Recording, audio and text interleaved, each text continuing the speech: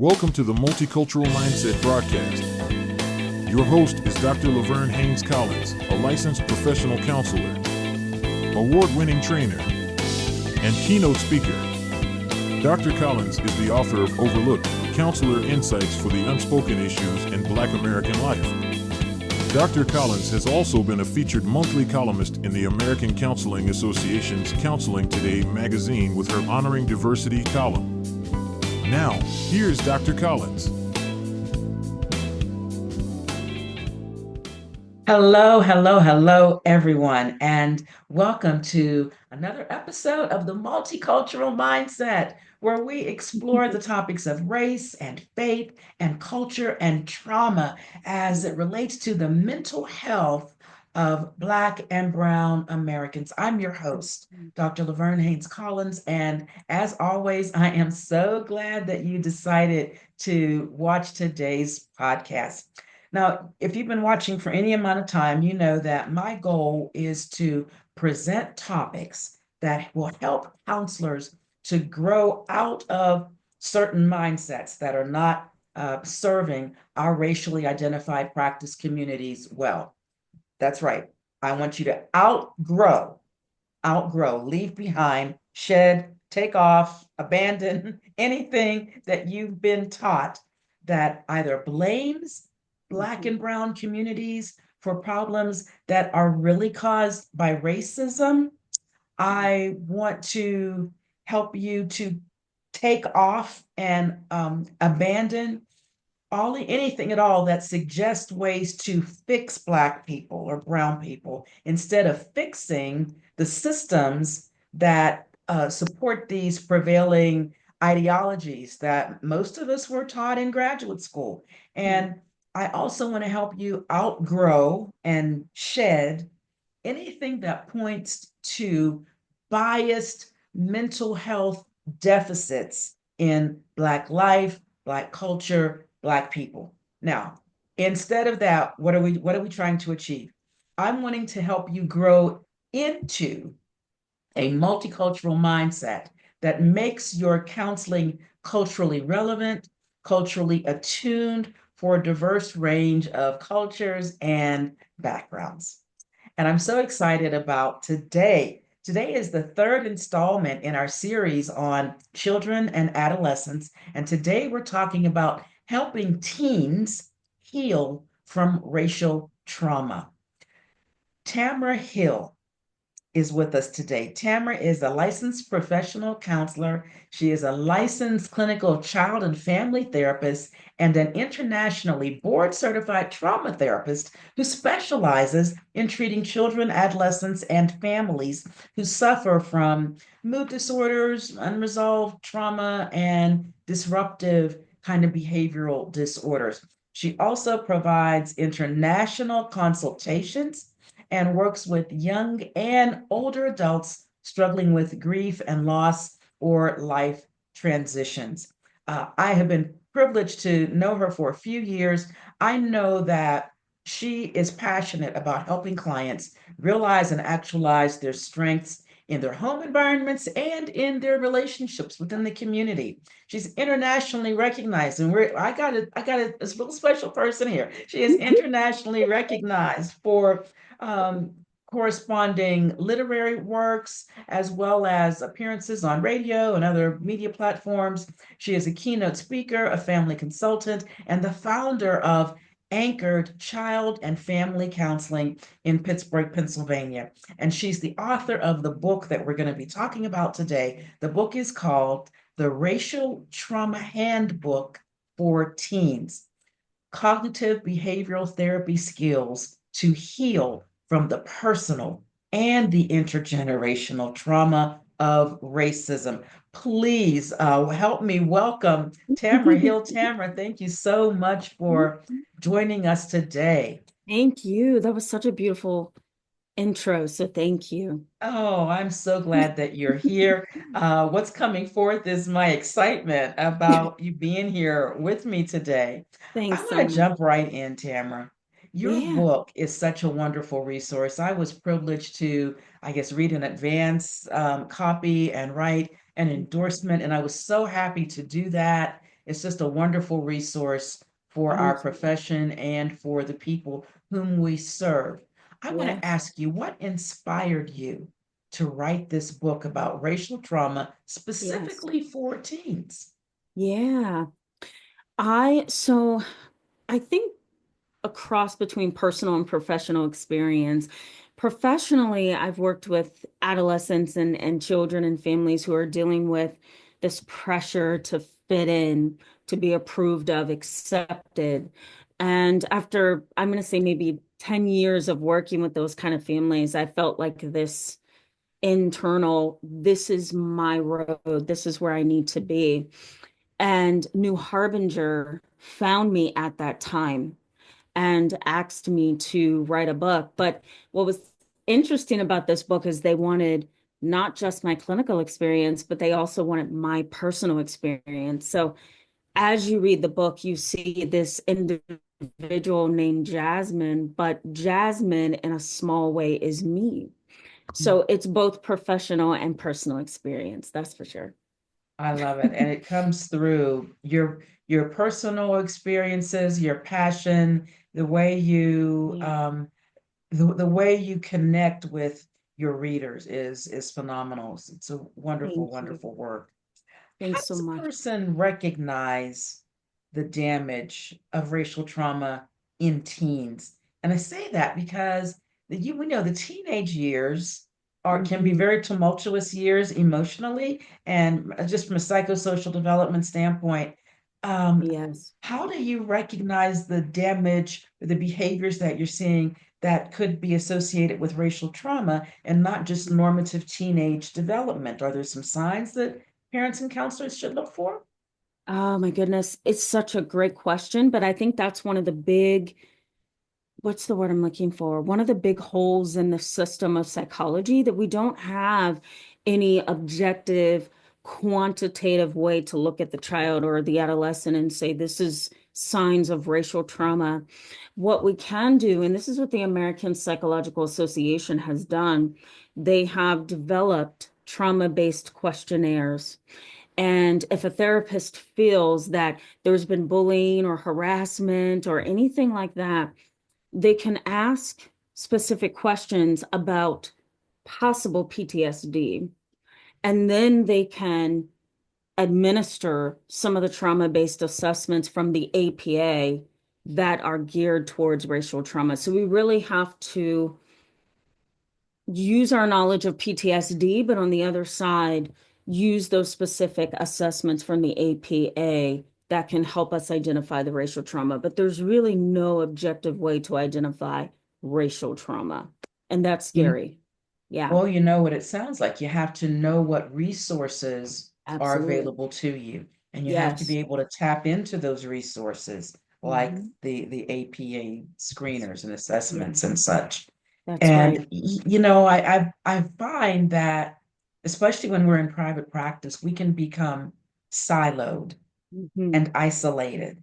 Yes. And and unfortunately, sometimes the only education that we get after graduate school is what is mandated for Yeah, licensure renewal. But what I'm hearing you saying is that it's important that we're out there searching and looking and that's right. finding resources Mhm. that can help us, because there are things out there that have come out. I'm an old timer. The things that I have my hands on now were not Yes, available when I was in graduate school.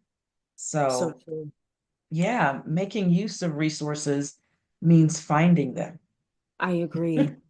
I Yeah. agree. And finding those professionals too that are in the field Hmm. that is researching racial trauma. I emailed for my book, I emailed various professors who are in the field to ask them, how do you identify this? So, that was very helpful for me in writing this book and doing the work. But if I were to Google or go to a library or a professional journal, I wouldn't be able to find any resources. Mm. Wow. Very, very little. Yeah. Yeah, yeah. That says something right there. Yes, That it just the does. fact that we have to pull things together Yes. to create a picture, to get to an a clear clinical case conceptualization for this That's kind of right. thing because Absolutely. it's not been neglected, which is one reason why I'm so happy that you wrote the book that you wrote. It's an Thank invaluable you. resource. So Thank how does healing from racial trauma look? What does that entail? What's involved? Oh yeah. I think it's the mind-body connection. You know, if I'm seeing a child or a teenager who's dealing with what very much looks like PTSD, I will administer a variety of assessments, build a relationship, build a rapport, of course, and really try to get as close to that child or adolescent as I can so that I can see what's going on here. Sometimes it just looks like a child's being bullied or an adolescent's being bullied or harassed, and it's not. It's racial trauma. Once I finally identify racial trauma, and this is for professionals who have had my own training, once I identify it, then I have to incorporate the parents. They have to Mhm, be educated. So there's a psychoeducational piece to the puzzle. mhm, Um, and I also have to look at fight or flight. So what's putting that child or that adolescent in a situation where their fight or flight system is just constantly running? Sometimes it yeah, doesn't shut off because they're exactly. so, yeah, because they're Yeah. so trapped and they're so battered by everything that they're going through. So the healing process is really a lot of psychoeducation, building rapport and relationship, and then looking at that fight or flight system and what's Yeah. triggering it. Yeah. Yeah. And I believe you're of the same mindset that I am, that when you're working with trauma, you don't start with behavioral change. No. And so often, kids with trauma are targeted for anger management, Yes. behavioral change. What's your take on that? I hear you speaking about developing relationship, and that ties in with safety, doesn't it? Yes, it does. My goodness. That's such an awesome question. I tried to bring that center stage with all my meetings I had with my publisher. We really need to zone in on it's not enough. It's almost like emotional and psychological neglect to say, you know what, all of those behavior problems you're having in school is because you have oppositional defiant disorder, or you have ADHD, or maybe you need treatment for bipolar disorder. It's usually these diagnostic labels that are placed as Mhm. opposed to really researching, is this post-traumatic stress disorder? And if so, what's triggering these behaviors? I think it's a major disservice for professionals, even well-meaning professionals, to label a child or adolescent as having a mental illness when the reality is that they are actually having a real life experience that's creating the behaviors that Exactly. they're having. Yeah. Exactly. They have had some life-threatening or traumatic, or something that is just disruptive Yes. to their body system. And as you said, I always say, you get stuck. You Yeah. get stuck in, I mean, medically, we would call it sympathetic nervous system dominance. Yeah. But it's simply saying that you've been chased by a lion Yes. enough times that a squirrel looks like a lion. So you are I like that. responding to something that could be seen as benign, as Mhm. if it's threatening. Yes. And we have to help people get to the place where they um, are not always in feeling the need, or Yeah. even you're not even feeling the need, because it's such a subconscious experience. I mean, a True. process, automatic process. Yes. But if we can help them experience safety. Hmm. Yes. And so many children maybe don't have safety at school if they're being bullied. I agree. Maybe at home things aren't even as safe as they could be. That's Certainly right. out in the community, Black and brown children Mhm. have good reason, understandably, not to always feel safe. So in the That's environments true. and the systems where these kids are moving and operating and living, Mhm. there's so much angst and anxiety because Yes, safety just seems to elude them, that they can be in that state of hypervigilance all the time and not even know it. absolutely. Yeah. Absolutely. Can I mention also that was so beautifully said by you, by the way. I think we also need to incorporate another system, and I just want to briefly Yes, mention please. we have, in addition to fight or flight mode, we have the amygdala. And I talk about this on my channel all the time. That's a little almond-sized structure right in the middle of the brain, and it is very much a danger sensing organ. It has no Yes. executive functioning, no reasoning. It's Yep. very primitive in that it's searching the environment for threats. And sometimes Yep. a child or adolescent, and even an adult, the brain, the amygdala just shuts completely down because it's already acknowledged, even before we're conscious of it, that there's danger. Yeah. And And so that for kids, activates, go yeah, ahead. I was just It going to say for, activates, go ahead. it just No worries. activates so quickly. It can Yes. access your entire physiology in a matter of Yeah. like a couple milliseconds. Oh, yeah. And you don't even have time for the executive functioning, the No, decision-making part to come into play because no. it's like you're saying, it's laser sharp and it's always Mhm. scanning. Yes. It's always Yes. scanning. Yeah. Scanning for threats and looking for lions. And Mhm. you see a squirrel and you throw a chair That's a good way to put it. I love it. because it looks like a lion. Yeah, that my lion squirrel analogy helps people. Feel free to use it if you need to. Oh, I was thinking that I'm going to steal it. I am.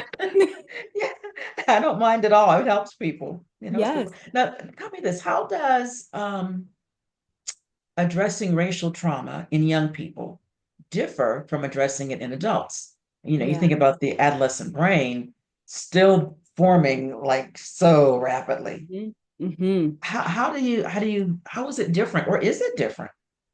I think it is. I think it is. I think it's different in the sense that, and you may have already said this, kids do not have, or adolescents, they don't have that prior life experience to compare to their current experience like adults do. Mhm. So, it's like we're really coming from scratch with kids and adolescents, and we really have to help them see this is not something that's wrong with you. It's something that's happening to you.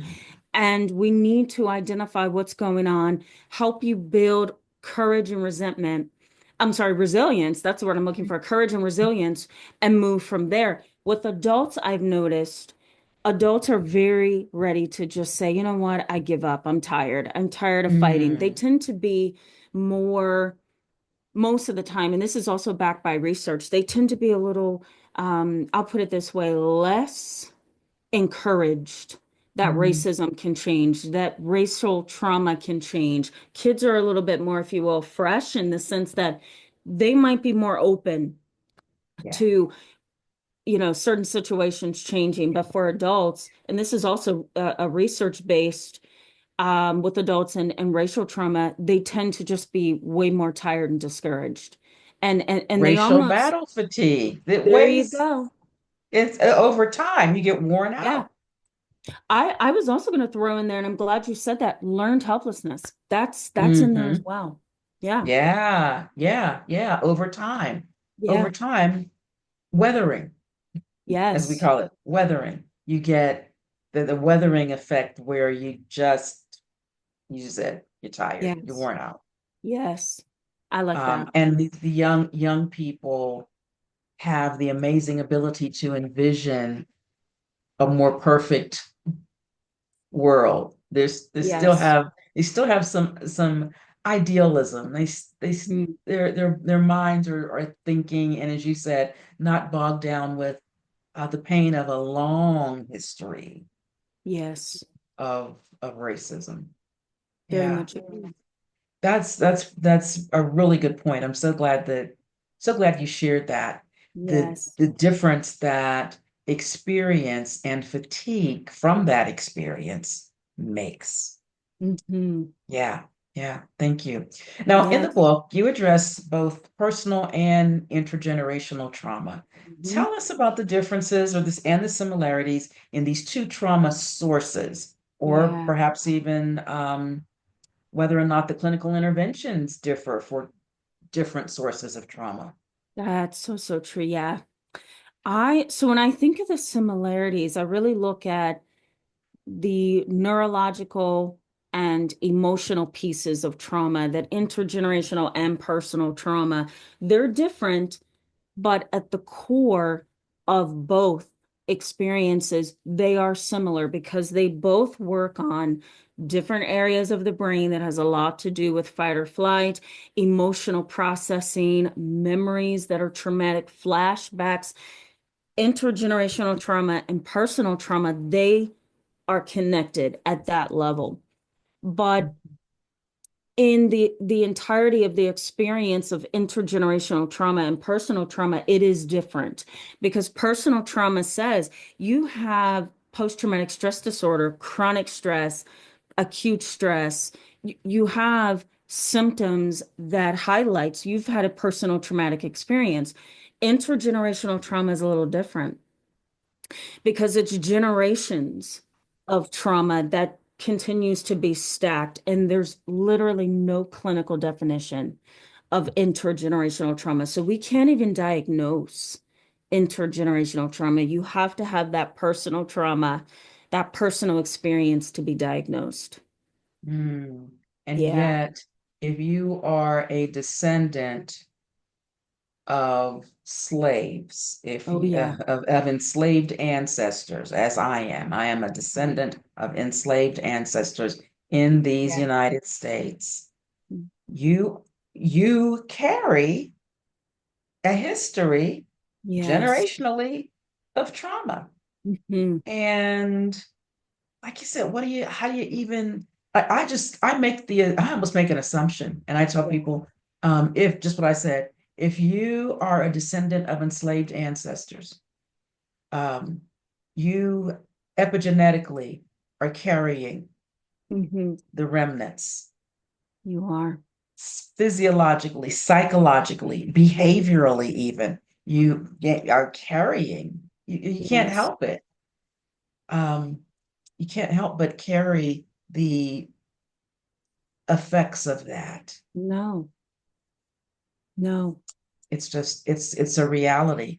And Yes. many of I can't think of the woman's name, but she has a YouTube, I mean a podcast, not a Yeah. podcast, a TEDx talk, TED Talk. Oh, And she speaks of the fact that much of what has evolved into Black culture yeah. is really about trauma responses and Mhm. safety behaviors. Oh, yeah, I agree. Oh, And yeah. they're really, yeah, go ahead. No, no, no, you're okay. I very much agree. I very much agree. I have and I can share this with you, Dr. Collins. I have a worksheet where I have literally listed from top to bottom of that page safety behaviors and what they look like. And I will give this to an individual and say, please check mark all the safety behaviors that you've exhibited. Mhm. Um, and that kind of helps us stay on track too when it comes to diagnosing PTSD and working with the trauma. Yes, yes. Now let me throw in another question that just comes to Yeah. mind when I think about safety behaviors. Hmm. We are living in a world where in the last decade, between a worldwide pandemic Yeah. with COVID, the hurricanes, the civil unrest, the public distrust, Yes. all the weather, the hurricanes, and wildfires now Mhm. happening, you know, um, we have whole regions. We have an entire, and from COVID, we have an entire world, especially in the US anyway, this entire nation that was experiencing a potentially traumatic event Yes. because for 2 years we were afraid for ourselves and everyone that we loved. And Yes. many people lost Mhm. people that they couldn't say goodbye to. They lost people they couldn't give a traditional burial and service to. And, Yeah. young people lost parents and Mhm. grandparents. Some families had multiple losses. Yes. My husband lost, we lost his aunt and his cousin My Lord. within a week. And now we've got the wildfires. We have all of the political unrest. We are essentially, I like to say, in a state where the whole world has been subject to compound traumatic Yes. events. How do you see all of that affecting teens? Ooh. Well, I know it affected us as adults. In 2020, I lost my grandmother unexpectedly during a Mm, time when hospitals were saying, no, you can't come in. mm. So I I'm so know that sorry. pain. Thank you. And I'm sorry for your husband's loss as well. That was Thank you. yes, a very traumatic and difficult time. I was actually seeing clients at that time while caring for my grandma. And Mm, I remember one of my adolescent clients say to me, is the world ending? That's the question she asked me, is the yeah. world ending? And she's like, this feels like a third world country. We're wearing masks, we're avoiding other people, we're scared to get sick. And I just remember my practice not slowing down, but increasing because so many kids, their lives were just derailed. And let me also mention too that the masks, having to wear them in and of itself was very traumatic for a lot of Hmm. people, but Hmm. also for kids. Because we have this psychological need to make sense out of a person by looking at their face. And when you've got a Yes. mask way up here, it's so hard Yes. to, connect. And so I found most of my kids with PTSD that see me in my practice, that was a very, very hard time for them. And they're still struggling, still I struggling. believe it. I believe it. Yeah. And because that's the nature of PTSD. Yeah. It's yeah. Um, this is not an adolescent example, Mhm. but I am seeing adults who had to go on disability Oh, because yeah. of the trauma of working in the school system at the Mhm. time that COVID hit, and all of the fear, the rapid adjustments, the stress, the strain, everything that was at risk. Yeah. Uh, I don't know that I'm not convinced that a lot of what we're seeing in terms of mass shootings and those risks, which that's talk about trauma in schools and Yes. churches, like where can you feel safe? In the mall? No. In No. the post office? No. At church? No. Yeah. At school? Yeah. No. And our kids are having to do these drills, and they know these drills are intended to keep them alive. Hmm. They know that. Hmm. I feel like, I was gonna say that again, the whole world is in this compound um compounded trauma Yeah. state, but we can't stop. So many people, I believe, are struggling, adults and kids, and they can't stop. They can't take the time to figure out what the hypervigilance is about. They can't take the time Agree. to find out what the racing thoughts are about and Yes. what the dreams and the nightmares might be about. It's Yes. really an unfortunate time. I agree.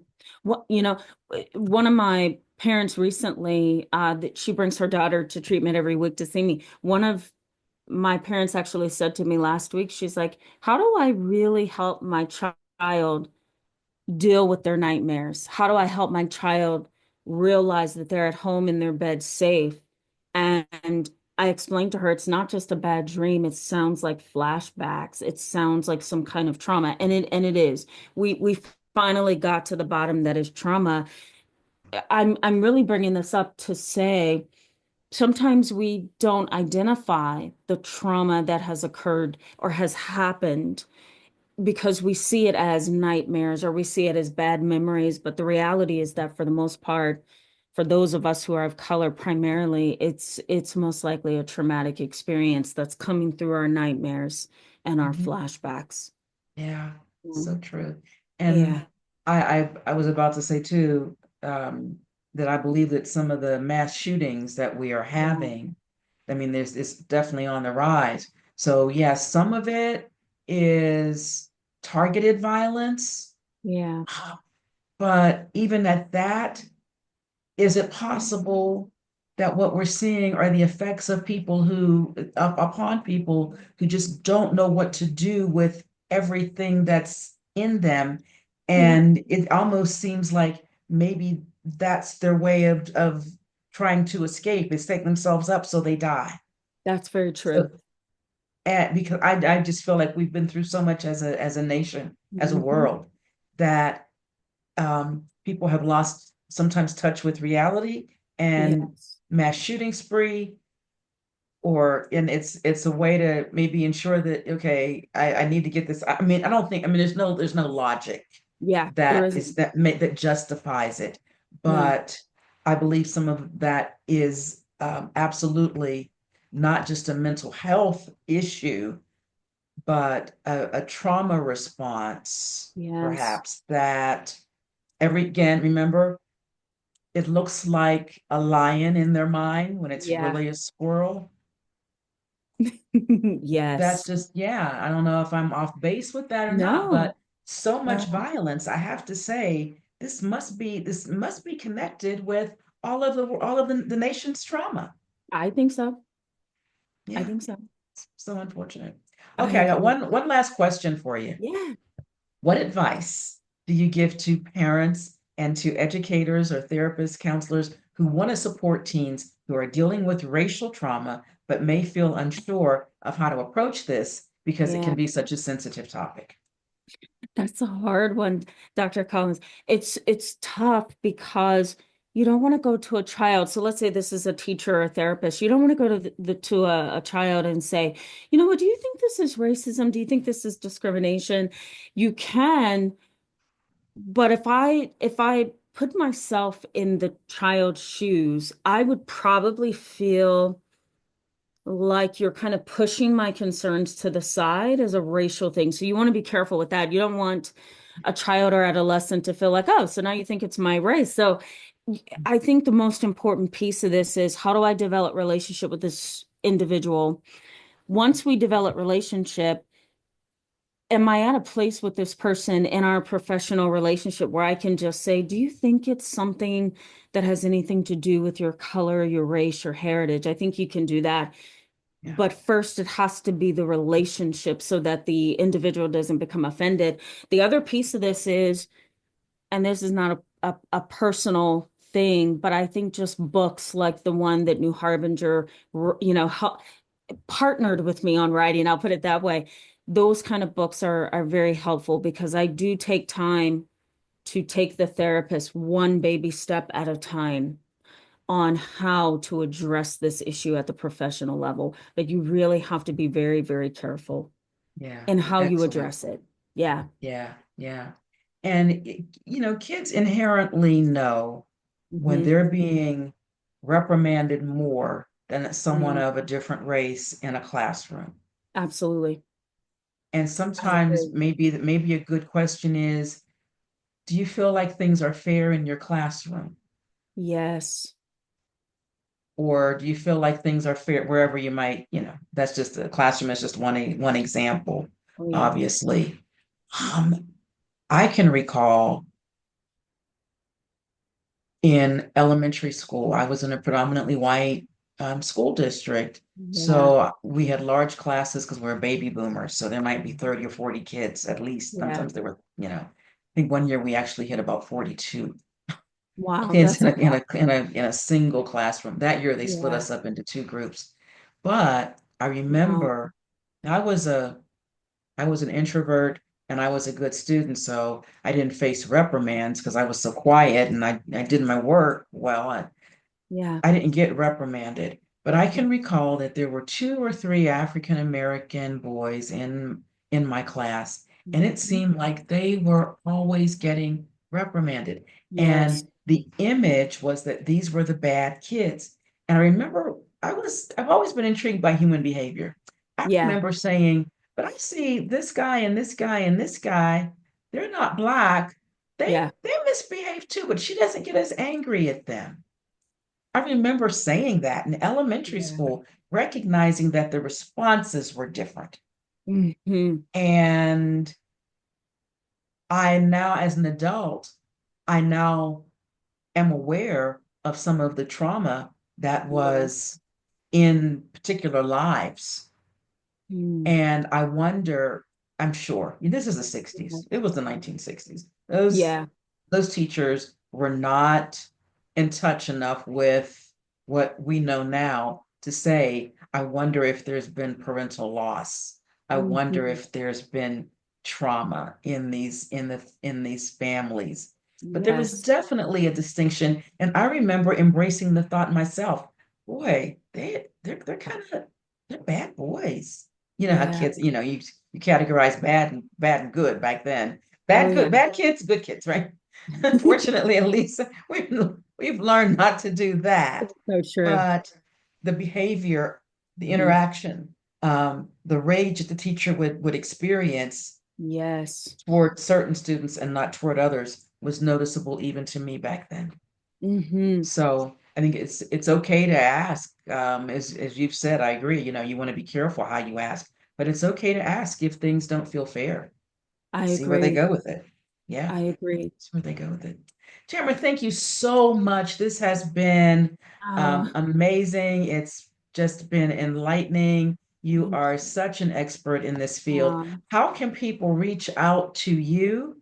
I'll make sure that I put it at the in the closing credits so thank you. people can find you. But tell us how people can find you Yeah, on YouTube or online and where they can purchase your book.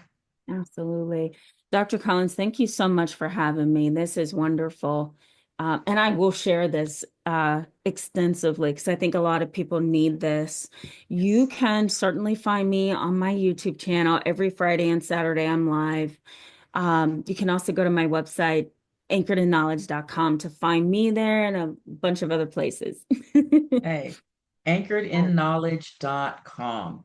The book is Yes, available on Amazon and all places online where books are sold. that's correct. And even in stores. And you can also go to newharbinger.com.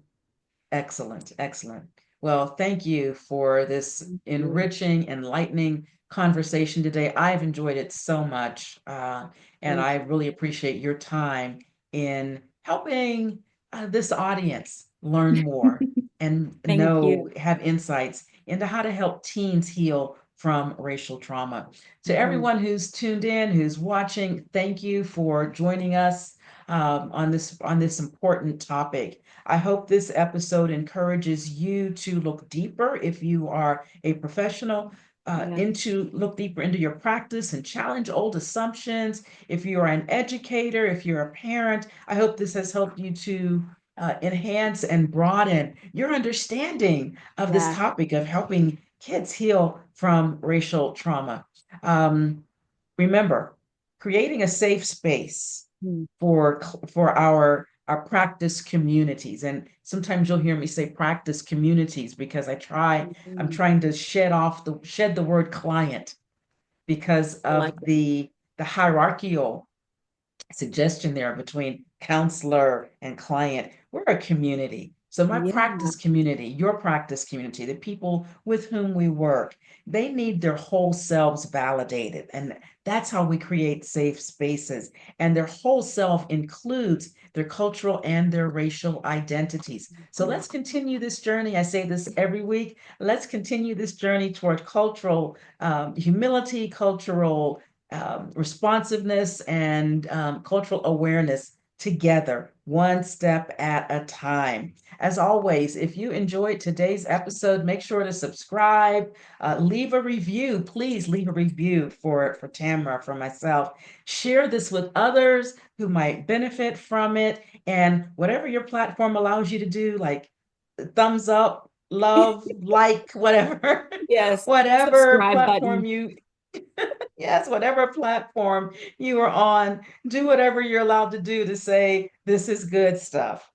I am Laverne Haynes Collins signing off, and until next time, keep practicing with empathy, humility, and a multicultural mindset. So long for now.